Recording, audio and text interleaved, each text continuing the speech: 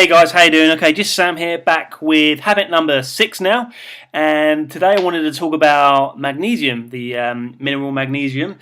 I want to go through in this short video why magnesium is important for the body, and I also want to go through basically why people aren't getting enough of it. How do you know if you've got a deficiency in it? And I also want to go through the different types of supplements, because many different types of magnesium supplements out there. I want to talk about some will serve you well, some not so well, and I'll also go through some magnesium-rich foods as well. All right, so let's kick off with the first question. So why is magnesium so important? Well, here's the thing. Magnesium is needed for loads and loads of different things in the body, but one of the main things is that it can help deal with stress. So when we get stressed, our body uses up a lot of magnesium. Basically, magnesium helps to regulate cortisol because it has like a calming effect on our central nervous system. So magnesium is kind of like a relaxant. It's Mother Nature's tranquilizer, so it can actually help with depression and anxiety, worry. And it also promotes a very good night's sleep too. So why do I have not enough magnesium? Well, here's the thing. 80% of us are deficient in magnesium. Now I want to read out a quote from Magnesium Miracle. This is a quote from Dr. Carolyn Dean. She's the author of that book, Magnesium Miracle. Let me just read it out to you. Magnesium is basically farmed out of the soil. So 100 years ago, we would get maybe 500 milligrams of magnesium in an ordinary diet. Now we're lucky to get 200 milligrams. People do need to supplement with magnesium.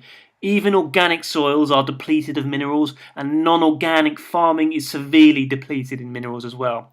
All right, so 80% guys of us are deficient in magnesium. That's pretty staggering statistic, right? But it doesn't end there. Yeah? So things like the birth control pill and antibiotics actually deplete your magnesium levels as well.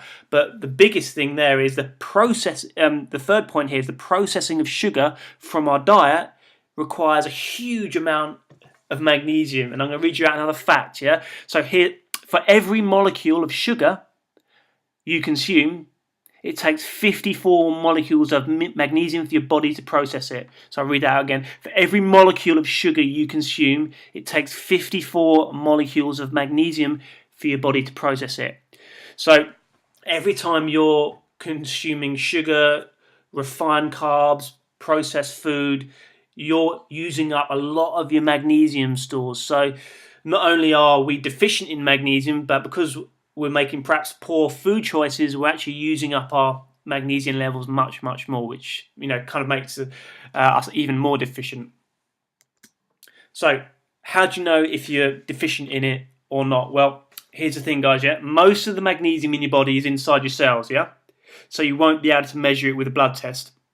So if you go to your doctor, if you go to your hospital and say you want a magnesium test, that's great, but it'll be highly inaccurate, because here's why. Only 1% of magnesium in your body is distributed in your blood. So a magnesium blood test will be very inaccurate. All right. A better way of knowing if you're deficient in it or not is looking at symptoms. Okay, looking at a cluster of symptoms. And all this list here I'm showing you now are recognized as some of the symptoms from a magnesium deficiency. All right, so there's plenty of others. There's lots and lots of others, but these are just the main ones. So things like anxiety, depression, diabetes, fatigue, tiredness. We've got extreme sweet cravings, infertility, PCOS, insomnia, so finding it hard to get to sleep, constipation, migraines, high blood pressure, PMS, IBS, and reflux as well.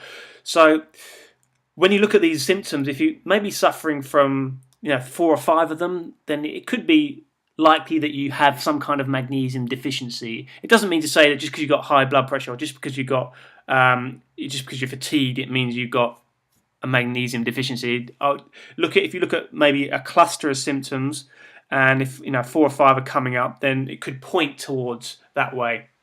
All right. So what type of magnesium should I supplement with? Now, there's lots of different types of magnesium. And the first one is obviously, I wanted to go through, is magnesium glycinate. That is the best absorbed magnesium glycinate. Yeah, then it goes orotate and then citrate. So all those three are absolutely fine. It's just the absorption rate of glycinate will be a little bit better. Magnesium oxide is a cheap version of magnesium, so your body cannot process it very well. Epsom bath salts. So if you're looking at other ways to rather than just taking an oral pill, Epsom bath salts will go directly into the skin, and you'll bring your magnesium levels up that way. And also magnesium oil. I'm actually trialing this out at the moment, and that's the magnesium chloride version. And that obviously when you're applying it onto your skin. One of the benefits of that is that it bypasses the digestive system, so you don't lose so much of it in the digestive tract, if that makes sense. It goes straight into the bloodstream. So those are your options with the supplementation. Like I said, all of those versions are absolutely fine. I just maybe perhaps steer away from magnesium oxide.